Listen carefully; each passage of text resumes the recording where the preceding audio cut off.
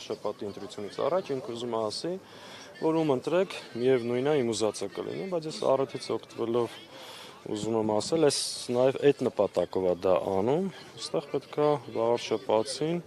ցույց տա ու հերթական վարշապատի ընտրությունները պետք է լինի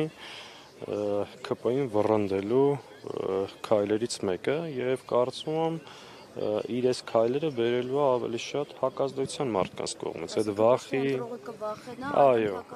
այո, ընդհակառակ ընտրողը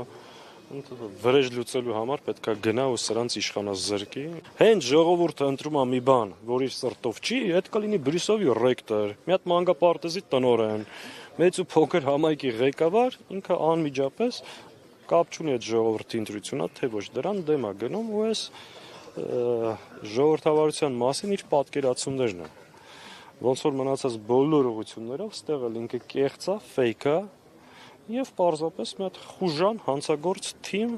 որ այս հայտնվել է երկրի կառավարման ղեկին, ասես ձերբակալություններով, ապօրինություններով, սրիկայություններով փորձում է իր իշխանությունը պահի։ Մեր խնդիրը այն է համարժեք հակազդեցություն տալ ու թույլ չտալ այս ծրագիրը հասցնի իր ավարտը։